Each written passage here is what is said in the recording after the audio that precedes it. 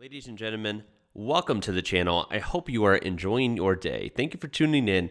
We are looking at a video called "A Capture in Australia What No One Was Supposed to See." I'm not sure what that means. Let's find out. This is from a channel called Missing Files. This will be linked in the description down below.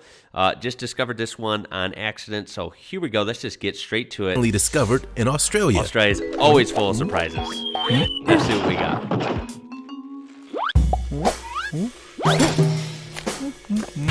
Some weird transitions Freaky on this floods. channel. Our first stop is in Queensland in the northeast, where the area suffered some of the worst floodings. Please stay tuned if you are familiar with my channel and watch it a lot. I will be releasing very soon a video addressing my original flood video. We're going to find out how to distribute the revenue. We are going to donate to some good causes to help out with this, because this was horrible and a lot of people were affected by this.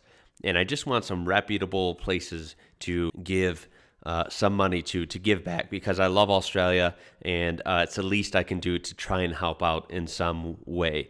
I know so many people have helped out with this, and it was absolutely tragic, and I'm just so proud and amazed by Australians, how so many people came together and helped one another and saved some lives and tried to recover whatever could be recovered and so on.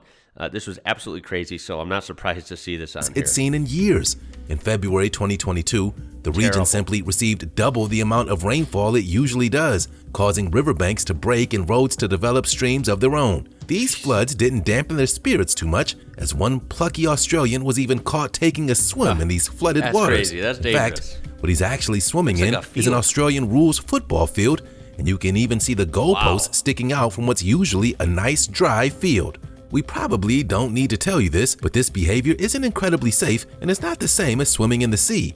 Jessica Wuchner, who plays Australian rules football for the Brisbane Lions, said, "Next door is a sewerage processing plant, so probably not ideal swimming area." Other commenters mentioned all of the lawn chemicals, septic systems, and God knows what else could have seeped into that water. Another important point is the added pressure his swimming could put on the emergency services if something goes wrong. Thankfully, nothing did go wrong, and he just had an enjoyable swim. Now let's get ready for today's missing topic. Our missing topic this time around is both breathtaking. What the hell is this? And terrifying. Here we see a giant blob so big it makes the scuba diver next to it look minuscule. Australia is home to some of the most amazing marine life, and this picture shows just how weird and wonderful it can be. What do you think it is? Is it a sea creature, or is it merely just a giant plant? Let us know. I think that's a giant plant, but it makes you wonder with the whole, it almost looks like a mouth opening, right? But I'm pretty sure it's some abnormal, really big, crazy underwater plant. This looks insane. What is going on in Australia, guys? Weird and wonderful it can be. What do you think it is? Is it a sea creature, or is it merely just a giant plant? Let us know in the comments and include hashtag missing topic. Kangaroo Golf. We now move on to the beautiful Gold Coast along the east side, and we couldn't talk about Australia without mentioning their beloved kangaroos. In this video, a golfer is trying to tee off, and a group of kangaroos have all decided to settle right in front of the golfer. The golfer doesn't want them to get hurt, so just stands around and shakes her arms. You know, it's freaky how sometimes they come in numbers like that. You know, it'd be weird as an American. I'm just not familiar with these. It'd be so weird seeing one or two of them, but seeing like, I mean, geez, what is there, 12 or 15 right here? Not knowing what on earth to do. Kangaroos are generally not dangerous, but should be approached with caution. They naturally let humans go about their business, but if you suddenly approach them, they could see you as a threat. So what's the procedure when groups of them stare at you while you're playing golf? We're not entirely sure. Thankfully, the kangaroos soon decide they weren't big golf fans and wandered off elsewhere. Something else. Backyard that is truly Sinkhole. Only in Brisbane Australia. is the capital city of the Queensland. Oh, whoa. Backyard Sinkhole. Oh my Brisbane goodness. is the capital city of the Queensland province, and apparently home. Queensland province? First of all, I know better after months of you guys correcting me. I know it's Queensland. Second of all, it's not a province, it's a state. To one of the world's biggest backyard sinkholes. In the surrounding town of Brisbane called Ipswich, an enormous 26-foot sinkhole developed in a retired couple's back garden, sadly forcing them to move out of their home. According to the Mirror, one of their neighbors was simply watering plants in his back garden and witnessed a giant sinkhole opening up in their garden in real time. The neighbor apparently called to their door and said, "Do you want the good news or the bad news?" Yeah. The good news is you've got a swimming pool. The bad news is you've got a sinkhole. Apparently, my the God. issue has to do with the huge history of coal mining in that town. In fact, Really? the couple bought the house on Coal Street in 1991. The house simply sat above a disused mine shaft. The No mayor vowed to pay way. for any hotels that this family needed to live in while the house was being repaired. According to the mayor, there was an exploratory mine shaft built there in the early 1900s that wasn't recorded properly. Oh, He told The jeez. Guardian, "We knew there was a shaft in the area, but it was recorded about 40 meters from where it was. They only went down about 120 meters and they couldn't find any." So it was only a matter of time. Only a matter of time for this. And may I point out how perfectly circular that is? Coal It's almost because a it was about perfect circle. 300 Look at meters that. from the old Tivoli It's weird. scene. One thing about If it back was then, blue, it they would were look like very a swimming bad at pool. keeping records. The couple had been staying in different accommodations until this hole had been fixed. Hopefully, their home will be back to normal soon. Ooh, I'd be a little weary after that. Puffer fish on land. Staying in Queensland, Oh, our next topic is one of Queensland. Australia's most deadly creatures. And it's not an alligator, tarantula, or even a shark, but a small fish. One of the strangest phenomena found on Australian beaches is the toxic pufferfish, Oh. which often wash up along the shore. That's freaky. But be warned, these seemingly harmless fish contain poison in their internal organs, a poison which is about 1,200 times more Why the hell is this hand holding this thing? Oh my goodness. What about these? which often wash up along the shore. Australia, But be warned, Australia, these seemingly Australia. harmless fish contain poison in their internal organs, a poison which is about 1,200 times more poisonous than cyanide. One small pufferfish Wow, has enough okay. poison to kill 30 people. You don't even need to eat the pufferfish to be killed, and even just licking and chewing Jeez. on it is enough to be fatal. This is why local Okay. authorities have warned dog walkers to be particularly careful, as Yeah. dogs tend to lick and chew absolutely anything and everything. So what is a pufferfish? As you may know, they're small fish which can suddenly blow themselves up like a balloon to make themselves look bigger when another fish tries to attack them. Not only do they blow up, they also have spikes on their skin too and look slightly like a hedgehog. This What an absolutely fascinating creature. Just fascinating. The fact that they can blow up like that, look at the spikes. That is like something out of a video game, straight up. That is like something out of a 90s Nintendo video game, and it's real life. And of course, it's in Australia. Wow. is why they're sometimes Really called balloon scary, fish or actually. blowfish. Despite their potential to be poisonous, these fish are still eaten and are considered a delicacy in Japan. Any fans of The Simpsons may remember the What? episode where Homer thinks he's accidentally eaten the wrong part of a blowfish and has 24 hours to live. As much as I enjoy Never fish, watched it. I don't think I'm taking that risk. Yeah, I'll pass on that. I don't want to touch one. I don't want to eat one. Prison tree. No, thank you. Next up is the Whoa. Boab prison tree. What the heck is that? That thing is fat. Damn. That thing is so wild looking. Nothing else around it looks like that either.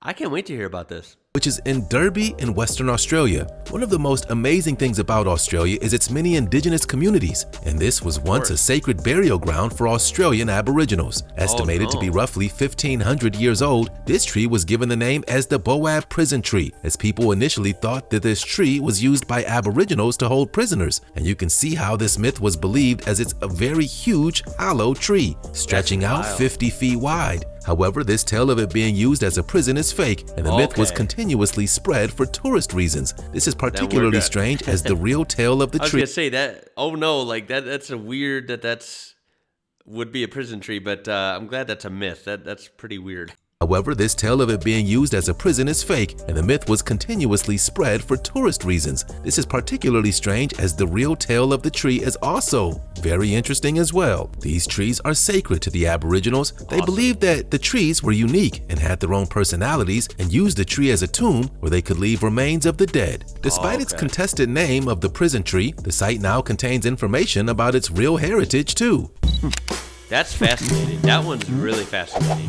Broom UFO. Staying on the west side of Australia, we now move to Perth, where a potential UFO sighting shocked the Western locals. Australia. The police force showed CCTV footage of the beach during a storm with a strange circular light heck is hovering in that? the sky. The police force tweeted after reviewing CCTV at Town Beach of last night's storm, it appears we're not alone. This tweet was sent out jokingly, but was soon taken seriously by UFO and alien enthusiasts. Scott Waring wrote on his sightings blog, "At first seeing the disc, I had doubts, but when this object lit up with triangles within it, I knew it was 100% real." Other people gave a more plausible explanation that it could be ball lightning. However, we hate to break it to you, but the most likely explanation is that this strange glow was just lens flare of a nearby car light. UFO Interest, a group that fact-checks UFO sightings, tweeted, "Nice optical effect. Of course, it's just a typical lens flare caused by that vehicle's reversing light." The tweet makes reference to a car in the distance whose light is flashing. That's... I don't mean to be an instigator here, but man, that sounds pretty far-fetched that that's from car headlights. That's way up there. I mean, I know refracting light, bending light can do some weird things, but nah, I'm not buying that personally. I've seen a lot of UFO stuff because it's interesting. It's fun, whether you believe it or not, it's fun. It's interesting. And I have not seen one quite like that. The fact that it was a circular shape with a triangle or a cone shape going through it was pretty cool. That was pretty fascinating. I don't know how to explain that. Really, really weird. Really. Duck fashion show. Something you really need to know about Australia is that what the heck is this? It has its own annual duck fashion show. Yeah, that's right. Ducks have been dressed up in extravagant outfits for more than 30 years by farmer Brian Harrington. This is the hotly anticipated Sydney Royal Easter Show, which never disappoints. As part of the show, ducks are fitted with extravagant gowns in multiple colors, sometimes wearing nice hats. These ducks are dressed in more expensive threads than me. I got all cheap Walmart clothes. I'll admit it. I do not like spending money on clothes. This is absolutely hilarious. Wow. The day I realized that a duck in Australia outside of Sydney is dressed sharper than me. Wow. This fashion show went with an 1800s theme, so these ducks look like something straight out of a Jane Austen or Charles Dickens novel. There's even a duck bride and groom walking down the aisle. As well as a fashion show, ducks are also raced against one another. This event attracts an average of 900,000 visitors, and these ducks are certainly the talk of the town. That's insanity. What the heck? Waterless Regatta. Australians are famous for their sense of humor, and there's perhaps no greater example than Alice Springs' famous Waterless Regatta. A river in this region simply dried up, so they simply have a waterless boat race along the dry riverbed. The event began as a joke in 1962 when a person in the Alice Springs Meteorological Bureau suggested that they have something like Henley Royal Regatta on the River Thames in London, except in their deserted river. At the Henry Royal Regatta, people wear famous hats and suits for the occasion, and at this regatta they sarcastically do the exact same. Australians will go to extraordinary lengths to poke fun at the British. The Aussies are so committed to this joke that even no fishing signs are held up beside the river. The boats are bottomless, so people simply walk carrying the boats, kind of like how they move cars in the Flintstones. Alice Springs is a large town in Australia's Northern Territory. It's mainly a sand desert area, but the dry river does occasionally fill up, and this usually catches a lot of the locals by surprise. Naturally, this is the only regatta which takes place on dry land. Ironic. This is fun. This is fun right here, and totally Australian as well, pointing to the fact that you guys just know how to have fun. You come up with really clever and goofy and witty things to do, and it's awesome, and you make festivals out of it, and I freaking love it, man. This is awesome. It's just bonkers. It's weird, and it's awesome. In 1993, it also became the first regatta to be canceled due to wet weather. There you go. The Floating Hotel. Our next amazing sight is something that's no longer in Australia, but its journey away from Australia has garnered huge attention. Behold, the Floating Hotel, which, as you have guessed, is a hotel located entirely on a boat. The hotel is 7 stories high with 200 rooms, a nightclub, bars, restaurants, a helipad, and a tennis court. It began in the Great Barrier Reef off the coast of Queensland. Then, in 1989, it was relocated to the Ho Chi Minh City in Vietnam and traveled up the Saigon River. Then, in 2000, 2000, it was moved along the border between North and South Korea. This was a time when the two Korean nations were building bridges and North Korea was deemed to be a lot safer than it is today. Things would turn sour between the two nations in 2008. A South Korean woman had wandered beyond the tourist region and unknowingly entered a military zone and was killed by the North Korean army. Soon, this tourist region on the North Korean border was abandoned, as so too was the hotel. The hotel now sits in North Korea and nobody is sure what it's being used for. In 2019, the hotel was apparently visited by North Korean leader Kim Jong-un, and according to CNN, he criticized its shabby facilities and ordered for it to be demolished. But the pandemic put this destruction on hold. The hotel still remains, but its future is very much in danger. Don't expect to stay in this hotel anytime soon. That's weird. I never knew about that. That's hella weird. Magnetic mounds. Over to Australia's Northern Territory at Litchfield National Park, termites have been building mounds. But they're not just any mounds. These mounds are aligned to the Earth's magnetic fields of north, south, east, and west. Despite termites being teeny tiny creatures, these mounds stretch up to as much as 3 times the size of the average human adult. On the mound is an extensive system of tunnels, which help control the climate inside. The mound we can see is only a small fraction of it, as beneath the mound is an extensive system of tunnels used by the termites for making food. Okay, as gross as something like termites are, you gotta appreciate the power of nature, right? Nature, the environment, animals, bugs, whatever. It's absolutely mind-blowing what some animals can do. Crazy. It's most crazy. Interesting aspect of these mounds is that they mysteriously point north, south, east, and west. The reason given is that this precise alignment allows the termites to keep their homes comfortable. They build these mounds with the direction of the sun in mind, which is why they point at the exact compass points. So if you're ever wandering in the outdoors without directions, maybe these termite mounds can help you out. That's insane. Wow. What can I say? Morning glory clouds. In the months of September and October, in the town of Burketown in North Australia, you can witness the breathtaking morning glory clouds. These are long tube-shaped clouds that can go on for miles. These wonders of nature of huge significance to indigenous communities who believe they were created by Wallalu, the rainbow serpent. The clouds can be up to 1,000 kilometers long, which is about the distance between New York and Cincinnati. While Burketown is not the only place where these occur, it's the only place in the world where it consistently happens at set times of the year. Sometimes there's only one cloud in the morning glory. Sometimes there are multiple. The reasons why they only regularly appear in this part of the world and nowhere else is that very specific weather conditions are needed. What's essentially happening is clouds are forming at one edge and eroding at another edge, creating a circular tube of clouds. Not only are these magnificent clouds pleasant, they look like pillows. They look so round and soft and squishy, don't they? Yeah, you almost wish you could just hug that. It looks cool. It looks really cool. To look at, the town even attracts glider pilots who try to fly through them. That's cool. For real.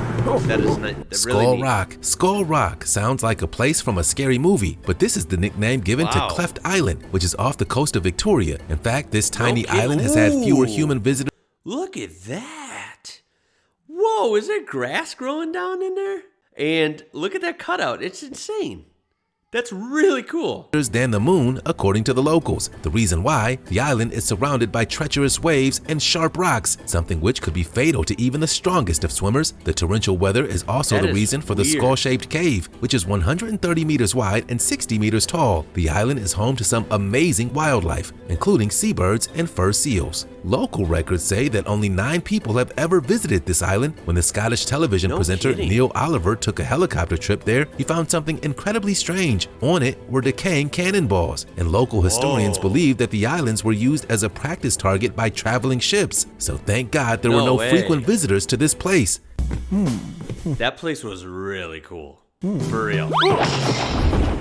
The Totem Pole. On the southeastern side of Australia is an island known as Tasmania. Any Looney Tune fans might know that this place is home to the Tasmanian Devil, but there are also many other exciting things going on. One of the most amazing sights on this beautiful island is a natural formation called the Totem Pole. A totem pole is a huge pole constructed in Native American cultures, but this pole is essentially a naturally formed sea stack. A sea stack is a vertical column whose surrounding areas have been eroded by the sea. Geologists estimate that this stack has been around for approximately 100 years. This is particularly impressive given its diameter is only about 4 feet and shouldn't still be standing. Some geologists think it could collapse any day.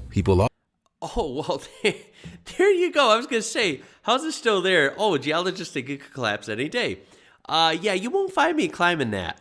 These people are crazy. Often climb the You totem won't find pole, me and climbing rather that, sadly, all right? there have been accidents. In February 1998, the British climber Paul Pritchard was sadly hit by a boulder while trying to climb the pole. Oh, This no. gave him a brain injury that stopped him from using one side of his body, but in true heroic fashion, he returned to the area in 2016 and climbed the pole while only in control of that one side. Oh, So, man. never give up. That's insane. Wow. That's Deadly That's heroic. A little crazy.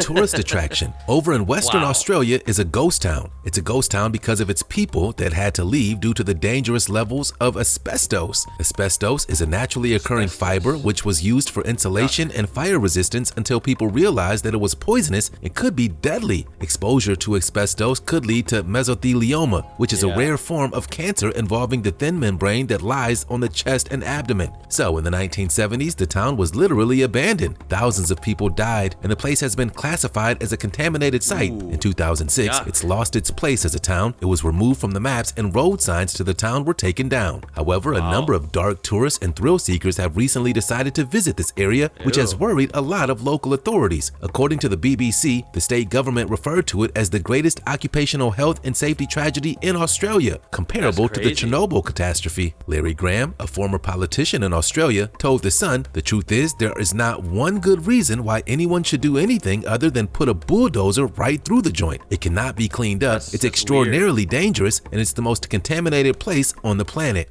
No way. Really? The most contaminated place on the planet? Here. Contaminated place on the Wow. planet. Don't go there. Don't go there.